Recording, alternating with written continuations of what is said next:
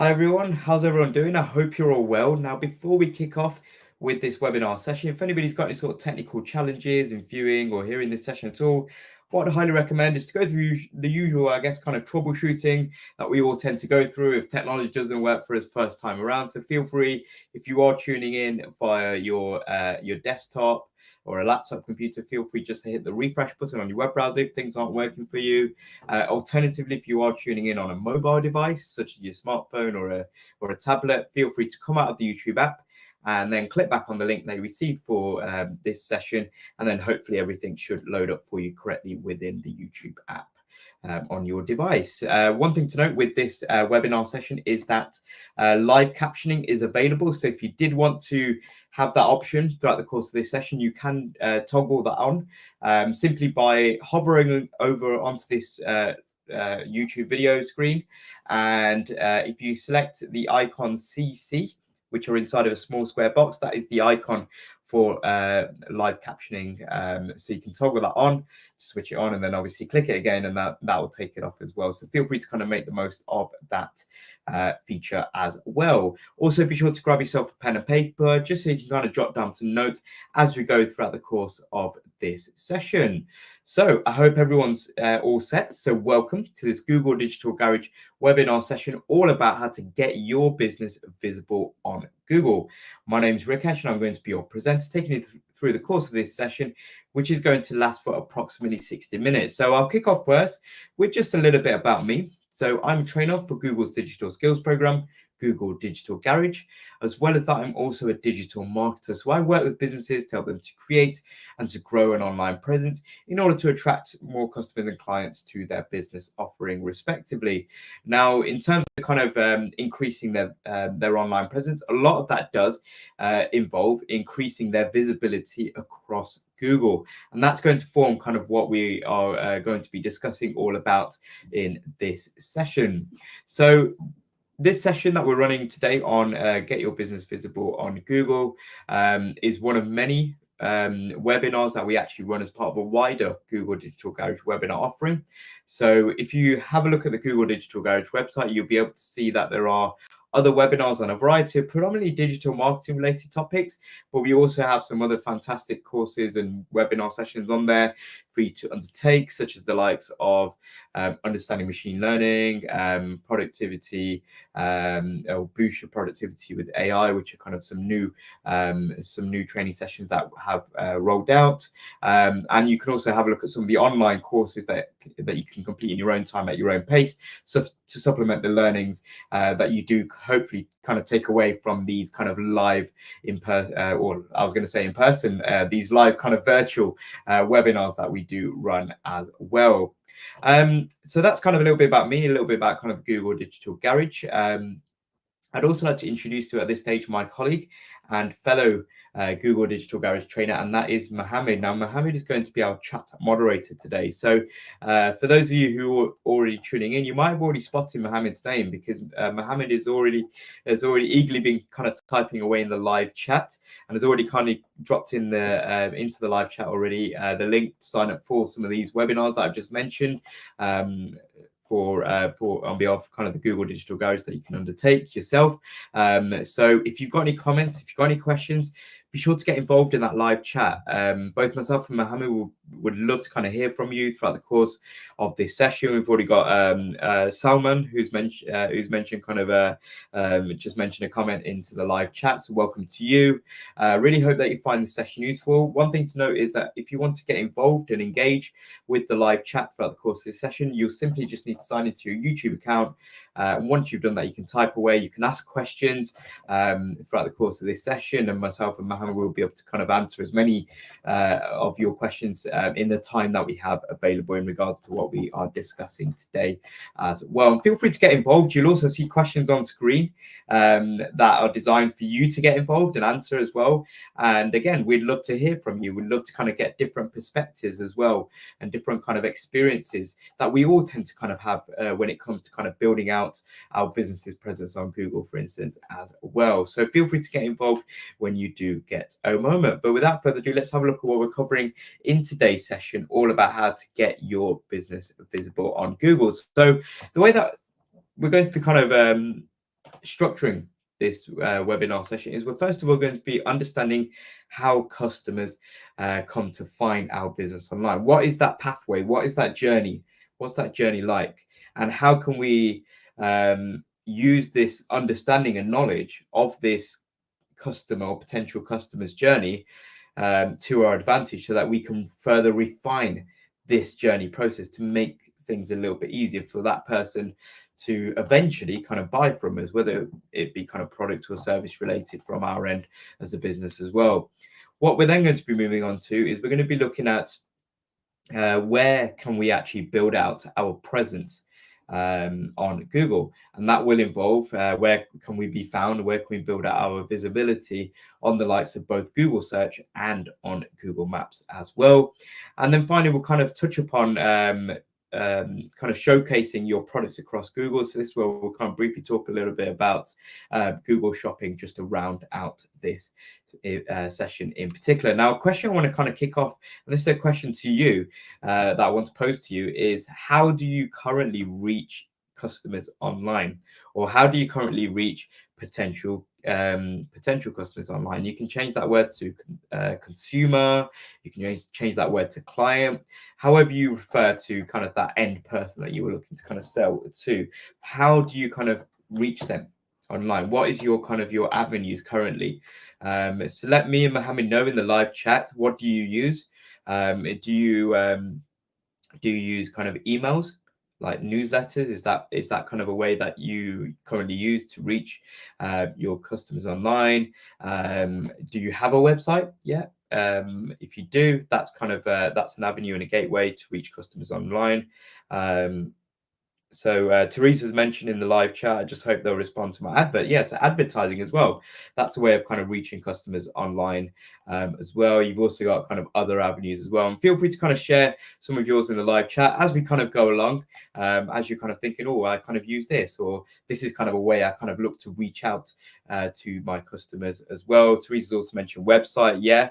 Ella's mentioned, yeah, website and social media. Yeah. So social media is a big gateway of actually garnering kind of attention and kind of getting your message out there, getting your mission about what your business, what your organization, if you're a charity as well, what do you do, what are you all about as well. So thank you very much for those contributions. Now, it's very important for me to kind of kick off with that question, because we want to kind of take stock of where we are at this current stage and kind of evaluate how do we currently reach our customers as well, because that's what we're going to be looking at in this first part of this webinar session. Anthony's also mentioned kind of social media there in the live chats as well. So in the first part of this session, we're going to be understanding how customers find us online. So with that in mind, I want to kind of kick off here with just some kind of statistics. And this kind of answers this question of, well, you're all tuned in for this session, which is very appropriately titled, Get Your Business Visible on Google. So why Google, first and foremost? So we've actually got a question here on screen which says, how do customers use search engines to look for businesses and products? And Google is a search engine. So you can see these statistics. These are very much kind of linked to the UK, which is where myself and Mohammed are based. So 80% of the UK's population regularly shop online. 70% of consumers are using search results to visit a physical store, which is quite a high number. And you can see that 62% of people, when they are looking for products, use Google for comparison, so they can see, right, what's the price of this particular retailer of this exact product, and what's the price of this other retailer who has the exact same product as well, just to do that kind of cross comparison there as well. So you can see by these kind of high figures, Google is an appropriate place to be visible as a business, because anything that we do, we want to make sure that we filter it and kind of evaluate it and think, well, if I'm going to be building out a presence and building out visibility across on Google, what's in it for me? What's in it for my business? So it's important to always evaluate that, because we're going to be spending time building out our presence on Google. We're going to be And this also applies to social media. So we do a really fantastic webinar session called Social Media Strategy, where we actually talk about this as well, and where we talk about kind of, okay, if you're going to be having a presence on a particular social media platform, why? And evaluate which social media platforms to have a presence on. Is it the fact that you're getting a lot of interest on there, your target customers or potential customers are spending a lot of time on this particular platform as opposed to another as well? So it's always important to kind of evaluate for us, because we're going to be spending time doing this, kind of building out our presence. So we want to make sure that it's going to be useful for us as well. So moving our attention on to kind of our customer in terms of how they find us. So I want to talk a little bit about the online purchase journey for a customer. And this also applies to us. So as I'm kind of going through this, feel free to kind of apply this to maybe the last thing that you bought online. And you can see that we've got this diagram here. So with this diagram, you've got kind of a circle at the top. Then you've got a line going down from that circle. And then you've got a lot of squiggly mess here, the messy middle, with all these different kind of terms like best and reviews and cheap and deals, etc. And then you've got another squiggly line to another kind of circle, which is all independent there at the bottom as well. So the first circle typically kind of represents a trigger. So a trigger could be for a customer, oh, my kettle's broken at home, for example. So your trigger is like, right, I need to replace the kettle because I use the kettle every day to make a cup of tea or coffee or whatever. So then if we have a look at the other kind of circle, you've got your purchase at the bottom where the person actually goes ahead and buys the kettle.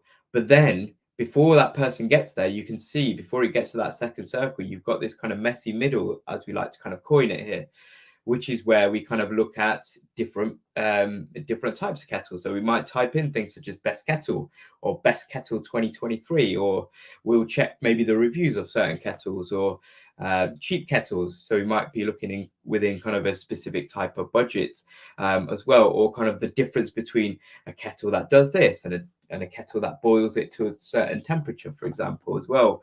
And these are all kind of variables and kind of what we like to call kind of modifiers. And I'll explain a little bit more about this in a few moments' time in this respect. But it's important because we look at so many different factors before we go ahead and go to that kind of that blue circle, which is going ahead and purchasing as well. So if we actually simplify this particular diagram, after we've kind of just looked at these, so we've got best, reviews, we've got deals, etc. So this is kind of the simplified diagram here, which we've still got trigger and we've still got purchase, the kind of two endpoints.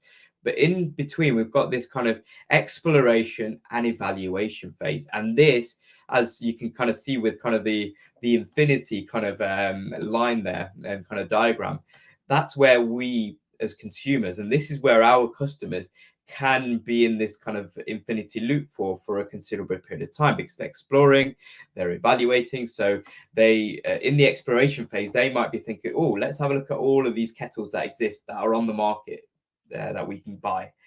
And then once they've looked at all these options, then they'll evaluate. So they'll shrink down their options until eventually they get to one. And that one will be the one that they'll go ahead and purchase at the end of it as well. And you can also see here, there's also kind of a line that we've actually drawn outside of the purchase circle here, which is experience, which feeds in line with a customer or consumer experience as well. So that's kind of a bit more of kind of a simplified diagram there. But there's a lot of different kind of influencing factors that help us get past this messy middle or this exploration, evaluation kind of phase that we as consumers and customers, and this also applies to your consumers and customers as well. So how do we get out of that and go ahead and purchase, and how do our customers do that as well? So there's different kind of things that attract different customers. We're all different. We're all drawn to different things. Some are drawn to the fact that you've got the power of now. So this is where if you are looking, for example, to go out for dinner, and you want to find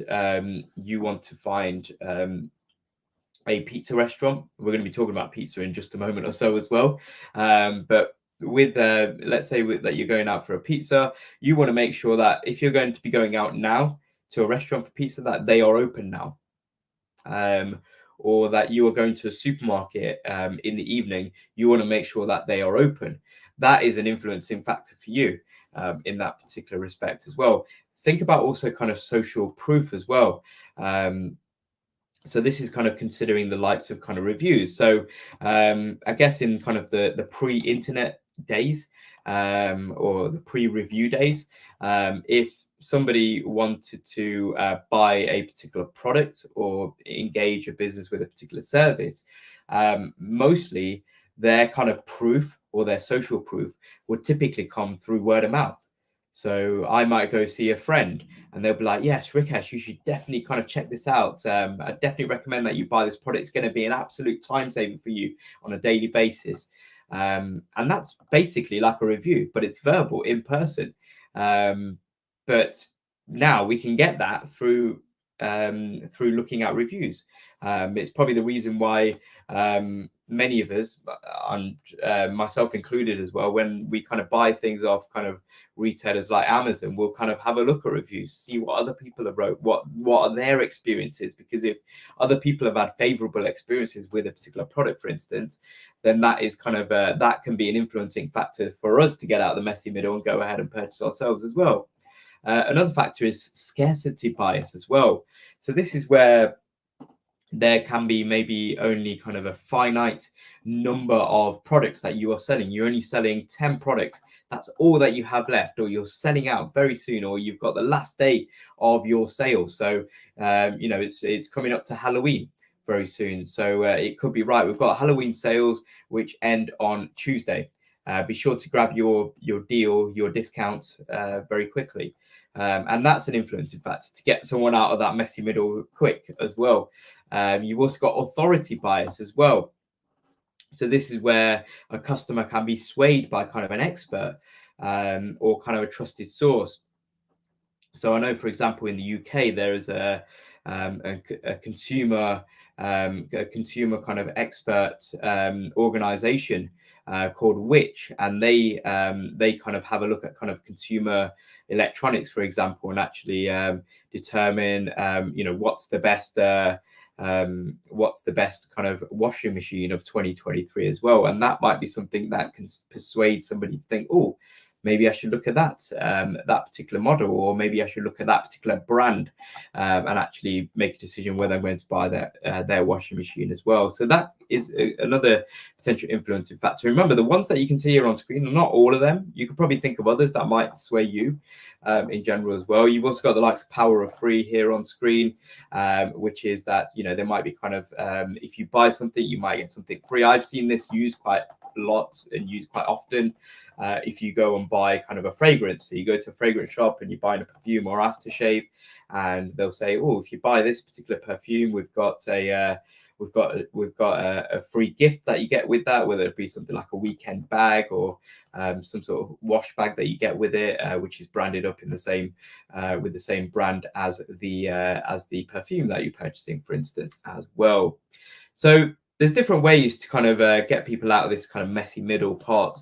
A really great way of getting people out of the messy middle part, and this is something that takes time to evolve, and that is to essentially create a brand presence so that people start to know who you are, what you're about as well. So if you look at kind of certain kind of fashion brands out there, people know what their logo looks like.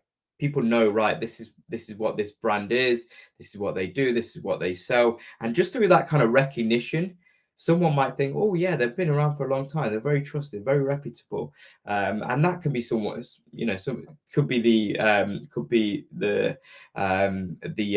trigger for that person to get out the messy middle and go ahead and purchase, or it could just be for someone to actually condense down and evaluate, oh, this is probably the thing I want to purchase, this is the company that I want to buy from as well. And our main goal here is to kind of use maybe all of those or some of those influencing factors to close that gap between the trigger and purchase points as well, and make it easy make it as easy as possible to get a consumer or a customer to kind of to buy from us eventually as well. And again, this can be kind of a slow burn process, but it's important to kind of evaluate that. And Google can be a useful tool, as we looked at earlier on with all these kind of statistics. It's a fantastic tool to kind of get our kind of brand presence, get our brand awareness out there, so that people start knowing about you as well. And that is why search is important in general. And it kind of flies in the face of that kind of age-old concept, which is that if you build it, they will come. Now, in the digital and kind of the online era, that doesn't really ring true. It's more a case of you setting yourself up, you getting found as a business, as opposed to you just setting up shop and people naturally migrating and coming towards you and buying from you. It's more a case of putting yourself out there, because as I'm sure we're all aware, there's a lot of noise on the internet, and we want to make sure that we kind of cut through that and people kind of migrate to us naturally as well, or naturally to our business specifically as well. So with that in mind, I want to kind of go through a bit of an exercise here. So I want you all to kind of grab out your smartphones. I know you've got them very close by. The only kind of the only people that I'd probably recommend to kind of sit out this activity is probably those who are actually watching this particular webinar session through your smartphone. If you're using another device, then what I want you to do is to use your smartphone. And what I want you to do is I want you to kind of hypothetically get into the mindset that you are going to be having pizza today on this Friday. Now, I appreciate people might be kind of tuning in from different parts of the world, so you might have even had your dinner. If that's the case, let's just kind of roll that over to the next day, to the Saturday. And I want you to kind of either type in or use the microphone icon in the Google search box, and actually just get into the mindset that you are going to be going for pizza this evening, whether it be to dine in or whether it be for a takeaway. Or even a pizza delivery as well. So you can type in pizza near me, pizza restaurants near me. It could be pizza in London, whatever it might be. And I want you to kind of have a look at the results that you get up here on screen. And you'll see all these kind of Google business profiles that will pop up on screen for you. So with all of them, I want you to kind of just mentally select which one you would choose if you were going to go for dinner this evening to a particular pizza restaurant. Which one would you choose and why? So the crucial thing I actually want to know from you is the why, because I want you to kind of evaluate these questions that you can see here on screen. And feel free to let me and Mohammed know in the live chat your thoughts on these questions. So first of all, think about, how did you search for pizza online? Did you type in what you saw online, which was pizza near me? Did you type in pizza in London or pizza in where the city or town that you are based in, for instance? What did you actually type in yourself? And once you've done that as well, and feel free to kind of share those search terms that you actually used, I want you to also share what factors made you or helped you to decide which of those restaurants or which of those delivery or takeaway places that you would have actually gone for. Because we all have different influencing factors. So some of us are very much swayed, myself included, instantly with photos. So if you see a really kind of enticing looking photo of a pizza that's just come out of a wood-fired oven, that is something that will probably grab my attention. But for other people, it might be the fact that that pizza restaurant is somewhere that you've been before. So familiarity. Even if it's kind of a chain pizza restaurant, you just think, oh, familiarity, I've eaten there before, their pizzas are great. That might be a deciding factor for you to select that particular pizza business. It could be the fact that you know where the location is. So you know, oh, it's only down the road, it's only a 10-minute walk away, so I can actually go and collect it. I know that I'm going to be having freshly hot pizza that I can tuck into this evening as well. So it's different factors. It could be star ratings. We're drawn to star ratings. If you see, a healthy amount of reviews, into the tens or hundreds, for instance, and then you see they have kind of at least a 4.5 star average rating, that is something that can sway you to think, oh, a lot of people are rating this highly, maybe I should check it out. It's that kind of social proof aspect that we spoke about earlier on as well. So just kind of picking up on some of your comments here in the chat. Teresa's mentioned, I use Pizza Near Me. All of them are quite far. Only one we found in town didn't pop up. Usually select the one with the highest ranking. Yeah, that's it. Sometimes it's just that can be an influence factor, Teresa, whereby just something that just pops up on your screen without you needing to even carry on scrolling down. That can be a factor as well. And yeah, as you mentioned, yeah, delicious looking pizza photos as well. I think kind of social media may have kind of exacerbated how we're very much kind of imaged and kind of video based kind of learners and appreciators first and foremost, and then we kind of look at the text behind it as well. So we'll look at kind of a photo of a delicious looking pizza, and then we'll read the description. What is it? What is that pizza in particular as well? So there's different factors at play, and there's different factors for everyone out there. So some of us might be drawn to reviews first, some of us might be drawn to location first, some of us might be drawn to photos, some of us might be drawn to the opening hours as well.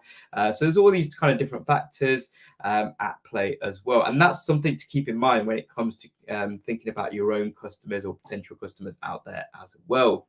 Now, in terms of kind of the search terms that were actually typed in regards to kind of pizza, so we had kind of our topic, what people were interested in, where we kind of typed in pizza.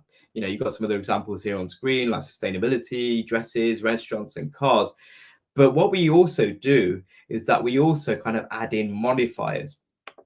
So modifiers is kind of just adding a bit more clarity to our topic. So pizza near me, pizza in London, how to make takeaway style pizza, cheap pizza now. And you've got all these kind of modifying factors. And we saw that these modifiers all are in that kind of messy middle period as well. And it's important to kind of be aware of the fact that our search terms and our search behaviors change over a period of time. And we can actually look at that with this trajectory here. So for example, in 2016, we were using kind of phrases like dresses or wedding dresses. So just kind of very kind of vague terms. Whereas 2019, 3 years on, we're kind of a bit more specific now as well. So we can type in kind of wedding dresses, princess wedding dresses, wedding dress London, and now, I say now, it's kind of a year ago. this was, so we're typing in things such as wedding guest outfits for over 50s, or floaty dress for wedding guests, or long sleeve dress for wedding guests. So we're being more specific. We're able to kind of throw more, I guess, more kind of human language at our potential customers, well, at the search engine, because we are humans at the end of the day. So we want to kind of use our language where possible. So we've come quite away from 2016, where we're just typing in dress or wedding dress, to wedding guest outfits for over 50s. We're being more specific, and search engines are able to keep up. So as kind of the time goes along, as the years go along, search engines are getting smarter in kind of in terms of knowing what us as humans want to kind of find out in terms of information as well. So that's something to note. Now, in terms of understanding what sort of search terms that people are using, you can actually have a look at Google Trends. So Google Trends is a really fantastic tool that you can check out. It's a tool available at no charge. You've got the link here on screen, which is g.co /trends. And you can actually have a bit of a play around with it. So for instance, you've got, as I mentioned, you've got the likes of Halloween, which is a seasonal holiday that's coming up. So you can actually type in Halloween outfits. The chances are the interest right now is very much at its peak. But you can actually see what the interest is over time for that phrase Halloween outfit, or it could be specific Halloween outfit. And you can use Google Trends to actually see the interest over time between one search term and another search term. And you can use this for your own business, for your own products and services that you sell and provide respectively as well. So it's a really, really handy tool because you can use this to kind of alter maybe some of your website content or your social media content perhaps as well. It's kind of align with the specific words and phrases people are using into that Google search box as well. And as I mentioned, it's a tool that you can use at no charge. Another tool you can use at no charge is the Insights page, which is built into Google Ads, where you're able to kind of find a little bit more information about kind of some of these kind of trends in terms of kind of words that people are using, and especially from kind of an advertising point of view. If you are running Google Ads, it's very important to kind of evaluate and kind of take stock of this and make alterations to your adverts, because you want to make sure that you get a return on investment on your advertising budget as well. So moving on now to kind of building out our presence across on Google, and specifically on Google Search and Google Maps. The four kind of places we can be found is through organic search, paid search, Google Business Profile, and Google Shopping, which is what we're going to round off this particular session off with as well. So if we kind of first of all kick off with this, which is the search engine results page. And if we have a look at kind of its anatomy here, we've got the search query box, which I'm sure everyone is familiar with, which says bakery in Birmingham with this example. So this could be pizza near me, which I know some of you typed in with that exercise earlier on as well. We've then got kind of the advertising space. What you can see here are text-based adverts. So you've got a headline followed by some text, followed by some links, and depending on the device, this looks like it's kind of more on desktop, but you might see kind of little buttons that kind of have the telephone icon, so you can click it and actually give that business a call, or similarly with kind of email with a little envelope icon as well. Now you also have your Google Business Profile as well, which I know many of you are looking at with all those kind of pizza restaurants and delivery places. So they kind of appear in kind of their kind of regular format. And again, this will look different on your device because it changes from tablets to smartphones to laptops, etc. as well. And then you've got this kind of section, which is organic search result, which is kind of the first place, or the first kind of part that we are going to be focusing upon in terms of where we can be found across on Google. But one thing to note as well is that there are shopping adverts that you will be able to see, and your customers will be able to kind of see. So you've got kind of sponsored shopping results, which will appear towards kind of the top of the Google search engine results page, and then you've got kind of the organic or kind of the unpaid kind of shopping results that can appear as well. So let's have a look at kind of the organic search results section. So with the organic search results section, this is all about kind of looking at this kind of process, which is known as search engine optimization, or SEO for short. So you can see here kind of the textbook definition of search engine optimization is the practice of increasing the quantity and quality of traffic to your website through organic search engine results. So what does that all mean? Because it sounds very jargony, doesn't it? So that all this essentially means is making improvements to the one variable that you have to hand when it comes to your website listing, and that is your website. So making improvements to elements of your website in order to increase the number of website visitors, but not just the number of website visitors. We want to increase the number of quality website visitors. So when I say quality, these are website visitors who are more likely to buy from us, or who are mostly or more interested in buying our products and or service than other people, for instance, as well. And there's kind of hundreds of different factors and kind of hundreds of different kind of signals that Google looks at to determine whether one website listing appears above another website listing in the Google search engine results page as well. But our one variable, remember, is our website. Now, as we make improvements to our website, to the quality of it, whether it be by increasing the website speed, shrinking down some of the images so they load a bit quicker, whether it be changing some of the web page titles to accurately reflect what sort of words and phrases people are using into that Google search query box when they're searching for products and services like yours. And these are just kind of a handful of kind of, I guess, kind of the 200 odd kind of or hundreds of odd kind of signals that there are in place that can determine where your website listing lands. But we want to basically also be able to measure if by making these changes and improvements to our website that we're actually climbing these page rankings. So how do we do that? Well, we can actually use a tool called Google Search Console to monitor our progress, which is important to do because as we do something, and this isn't just applied to kind of the digital world, it applies to anything in life. If we're learning a new skill, we want to make sure that we are getting feedback on how well we're performing, how well we are getting at a particular skill, so that we can then improve things if things aren't working, or if things are working, don't touch it and let things carry on, heading off in that kind of that trajectory as well. So with Google Search Console, it will allow you to see how you rank on Google, but also it can see you're able to kind of see what sort of keywords. So keywords are words or phrases that we type in the search query box. So pizza near me is a keyword. The word pizza alone is a keyword. The question, where can I find late night pizza in Westminster in London, ? That is a keyword as well. So we can actually find out whether some of these keywords align with what we want to be found for as well. If not, we can go back to drawing board with our website content as well. And this is a tool available at no charge, Google Search Console. You can see the link there on screen. I'm sure that Mohammed's already actually dropped that well ahead of me, dropped that into the live chat for you as well. So it's a really fantastic tool to implement and to utilize for your own website as well, and to monitor your progress. Now, in terms of kind of search engine optimization requirements, just to kind of be aware of, and with kind of the technical requirements, Google Search Console can help you to identify and kind of be aware of the fact whether Google can actually find your website. If it can't, what are the troubleshooting options?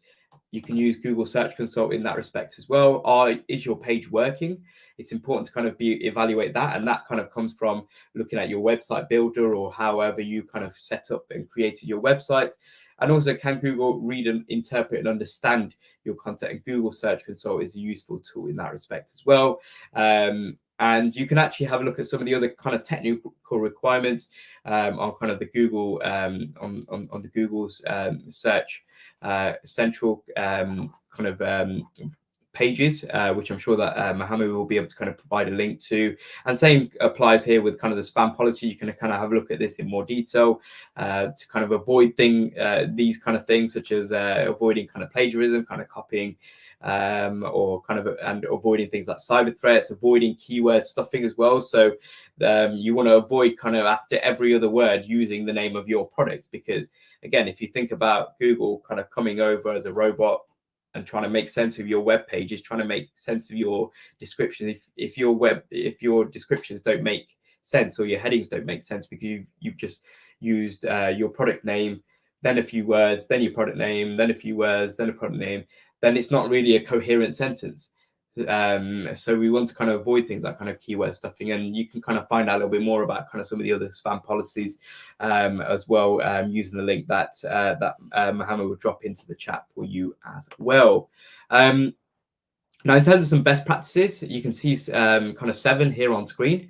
So feel free to kind of jot down as many as you think are kind of relevant. So just kind of picking out a few that might be kind of useful to be aware of. You want to create helpful and reliable people first content, because it's all good and well having a really nice, slick looking website with some fancy photos and with some great animations.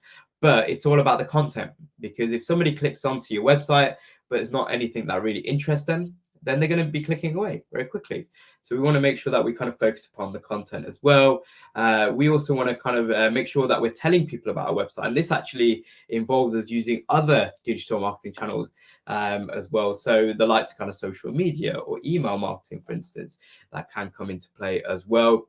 And And also we can enhance how our website kind of appears on kind of Google search. So we can add add kind of and kind of be aware of various kind of headlines and kind of specific descriptions for both our products and kind of our other pages, like our About Us page as well, just so that it is in line with what people are searching for, which we've kind of already spoken about as well.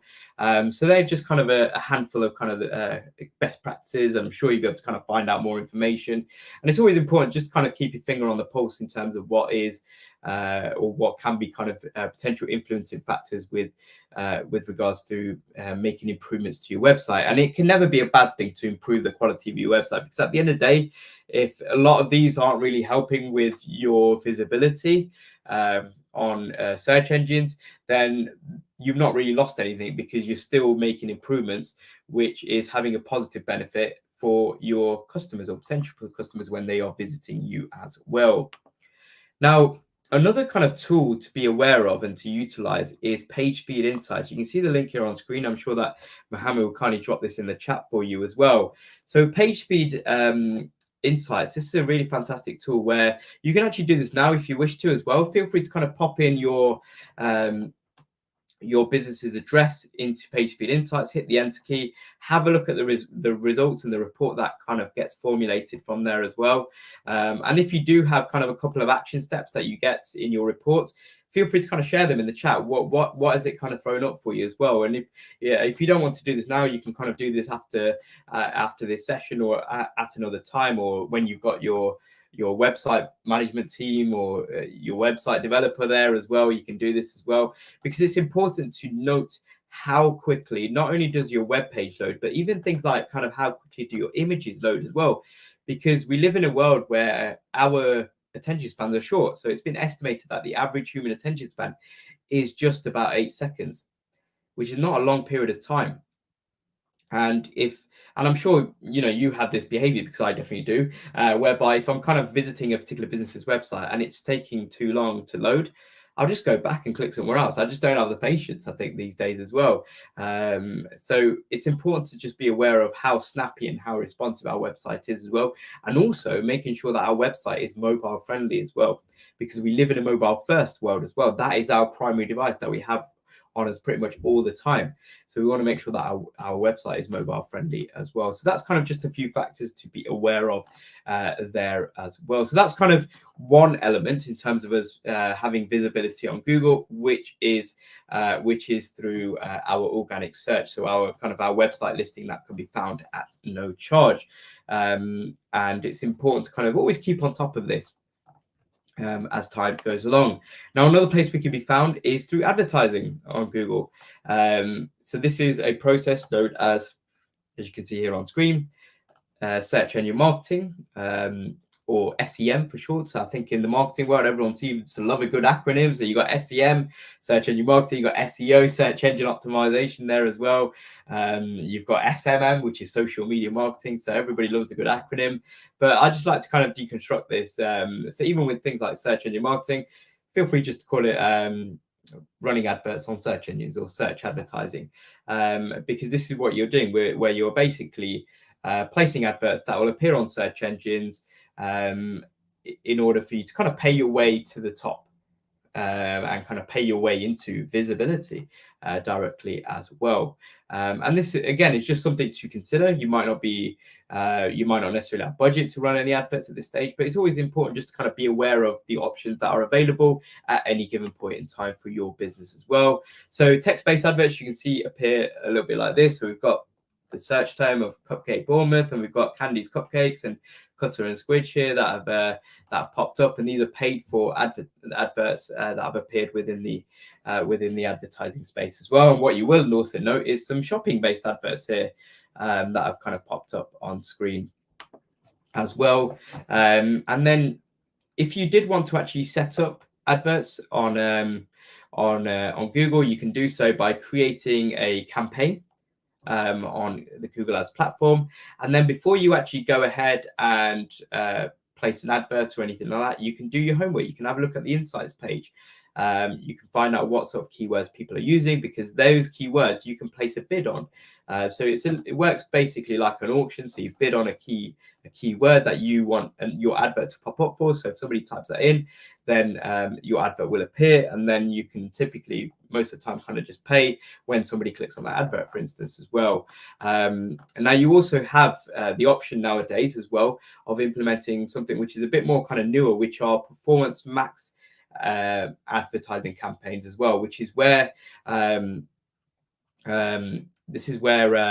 you are able to kind of allow kind of Google Ads to do kind of the heavy lifting for you, whereby Performance Max adverts will be generated, where kind of images can be created, and these adverts can be ultra kind of refined in order for you to get as much kind of return on investment in general as well. So that's something to kind of look into. But I'd kind of say, if you've never kind of ran any kind of Google adverts before, it's just kind of do it through kind of the manual method first and foremost, and see how that works, see what the results are off the back of that. Have a look at kind of your Google Analytics to see what's performing best in terms of your adverts. And just make alterations off the back of that as well if you wish to. We actually go a little bit more in depth with kind of running adverts on Google and kind of other types of advertising, such as social media, in our webinar session that we run called Get Started with Digital Advertising. So if that's of interest to you, be sure to kind of check out when the next running session on that particular topic is as well. So that's kind of another place we can be found. And then another place across on Google that we can be found is through our Google Business Profile. So when it comes to Google Business Profile, you can see it's another way. I like to kind of describe Google Business Profile as another way of adding visibility for your business on Google, and we can do this completely at no charge. So Google Business Profile typically looks like this. And this one kind of looks ever so slightly different and slightly tweaked depending on which device that you view these business profiles on as well. But the information you'll find is very much kind of in line with what all other businesses will have. So it'll have the name of the business, it'll have the kind of the star rating, it'll have a number in brackets between after the 5th star. It will have the number in brackets to let you know how many stars, how many sort of reviews there have been. It will give you the address. If it's an online retailer where there is no kind of physical store, it will just say which parts of the country that they cover, or which parts of the world that they cover. Opening hours is also kind of a telephone number, etc., maybe email address, and also kind of other kind of important aspects such as kind of health and safety. So are masks required within stores, for example, as well. So all these different kind of variables are included, and that's kind of another space through this kind of this business profile where we can be visible on Google as well. So if you've never set up a Google Business Profile, I'd highly recommend it, because it's another way at no charge that we can increase our footprint across on Google as well. So we can visit kind of business.google.com to get started. We then create our Google Business Profile. We verify our Google Business Profile listing as well, and away we go. We can populate it with things like images. We can also add things like opening hours in, photos, and it's important not just to add the photos in as a one-off. It's important to refresh them every so often as well, because we do tend to get kind of photo fatigue. That is a real thing. We do tend to get photo fatigue. So if we're looking at the same image, a lot of the times, maybe we're looking for something a bit new, a bit more fresh as well. That kind of grabs our attention, or we want to make sure that we're using a good quality camera of sorts. So it doesn't mean that you need to go out and kind of buy a professional camera. It's just a case of just using kind of your smartphone. So even in a case of just kind of, rather than using kind of your front camera, just use your back camera, because usually that's kind of the better camera out of the two on your smartphone as well. Also, you can reply to reviews. There's also a chat functionality. So if somebody's got a quick question before they go ahead and buy your product, they can leave a quick question for you. You can reply in the chat going forward as well. So that's something that you can do. Another kind of feature that you can utilize is the updates feature. of Google Business Profile, where you can kind of post updates, a little bit like how you would on your social media platforms. If you do have a presence for your business on social media, you can kind of post that in line with kind of certain deals or promotions that you have going on. Because again, this is another way of showing people that you're active. And it's a great way of actually using your Google Business Profile, a little bit like a social media feed as well. So those people who might not necessarily be on social media, they might be the people that are looking for you through the Google Business Profile results that appear up on screen as well. And we can monitor our progress as well to see how well things are performing. So we can actually check out the insights section within Google Business Profile to find out how our specific Google Business Profile is doing as well. So with this, you can actually find out how many people are finding us directly. So for example, let's say I owned a pizza place. It was called Rakesh's Pizzeria. If you have a look at kind of the pie chart here on the left-hand side, the green segment of the pie chart represents how many people have come through and actually have come through to my website and actually come through and found my business profile rather directly. So they typed in Rakesh's Pizzeria compared to people typing in let's say pizzerias in London, for instance. And then they've scrolled down and then found Rakesh Pizzeria, and that's the one that they've clicked on. And so you can find that sort of information. You can also find out how many people have clicked on the website button on your Google Business Profile, how many people have clicked on the road sign icon to kind of request directions as well, or how many have clicked on the telephone icon to actually call you on there. You can also see how many people are actually viewing your photos that you're uploading onto your business profile as well. And again, it's all important information to look at and evaluate all this data and information, especially if it's good. But it also allows for us to take stock of it, evaluate it. If it's good, maybe we need to make some improvements, whichever way, just so we can make some iterations. So we can make some advancements, some adjustments our way as well. So even if we are doing well, we can always maybe do a little bit better, maybe tweak this, maybe tweak that perhaps as well. So we can monitor our progress using insights there as well.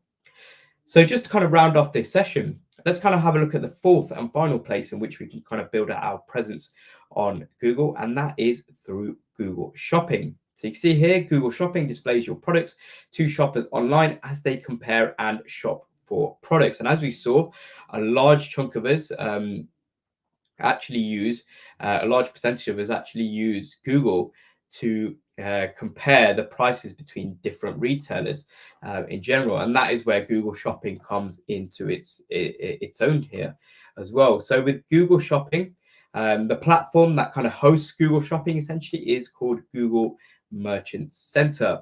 So Google Merchant Center allows us to have visibility of our products through on Google search.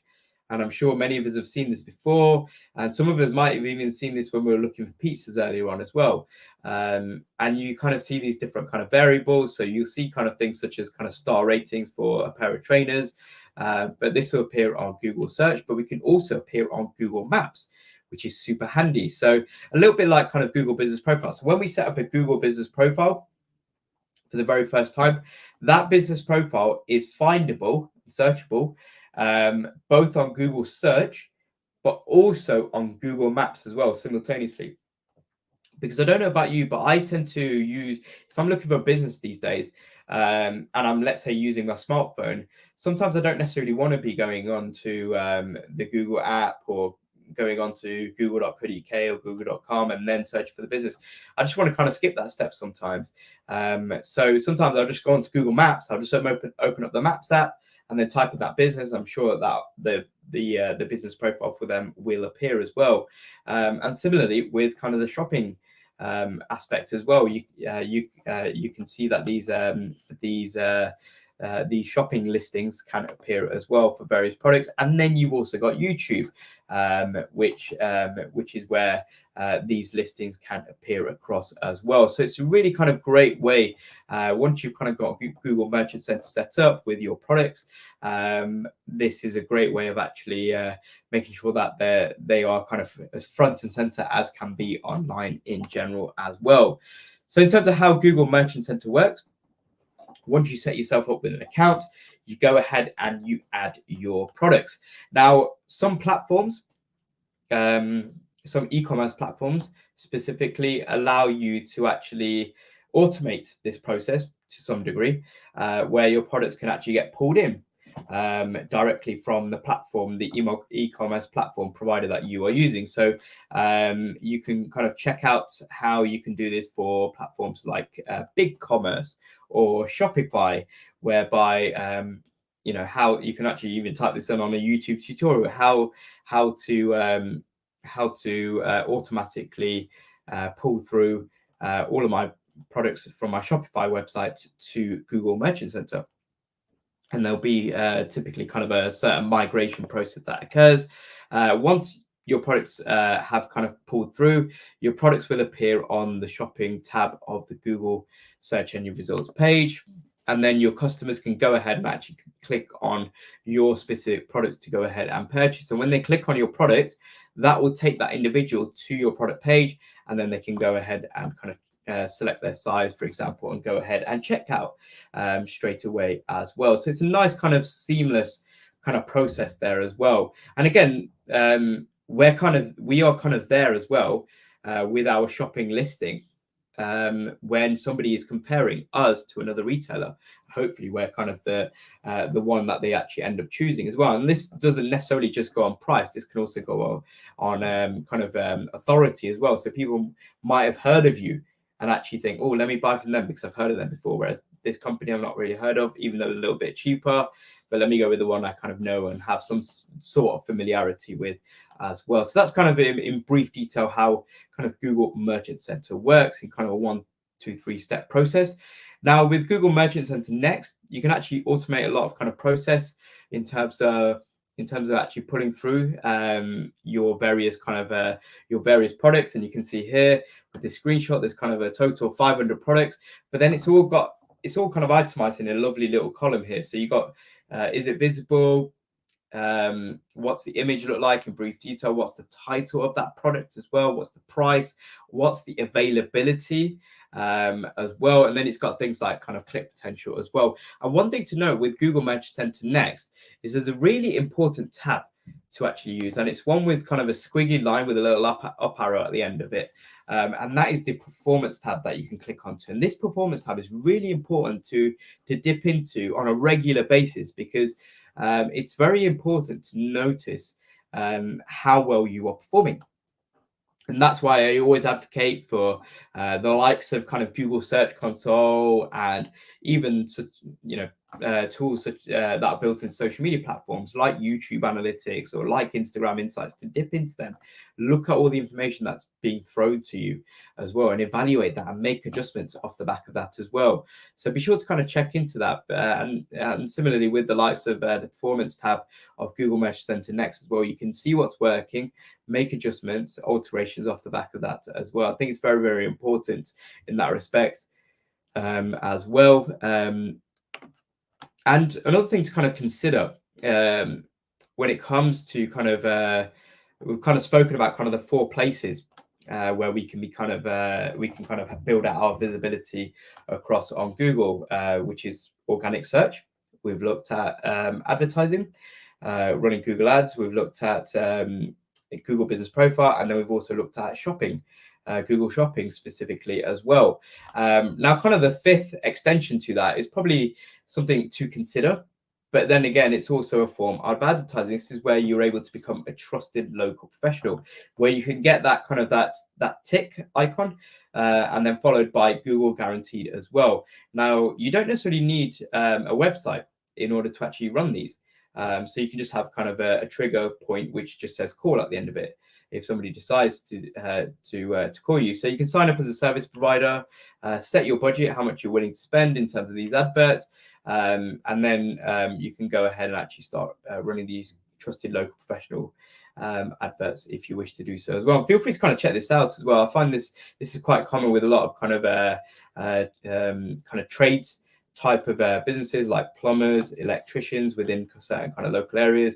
It can sort of help you to kind of pop and stand out if you have kind of the little tick underneath, and kind of Google guaranteed in there as well. So let's have a quick check-in with questions. I believe that Mohammed's been kind of eagerly kind of typing away into the live chat with kind of answering questions. Thank you very much for doing that, Mohammed, as we are kind of coming a little bit kind of close for time with this webinar session. So in terms of your next steps following this this webinar session, be sure to check out the Google Digital Garage website, sign up for other webinars that you think might be useful for you and you or your business or organization in general. And again, remember, they are available to attend at no charge, just like this session has been available for you to attend at no charge as well. So be sure to kind of check out the website. Also have a look at some of the online courses. There's a Fundamentals of Digital Marketing course, which is a really fantastic course, which gives you a holistic overview to how the world of digital marketing works in general, and it gives you kind of a really good foundation and understanding to kind of build upon as well with your own kind of marketing and promotion efforts going forward as well for your business. And an added bonus of that particular course is once you've completed it, you'll also receive a certificate from Google at no charge, recognizing that you've completed that course as well. So be sure to kind of check that out when you do get a moment.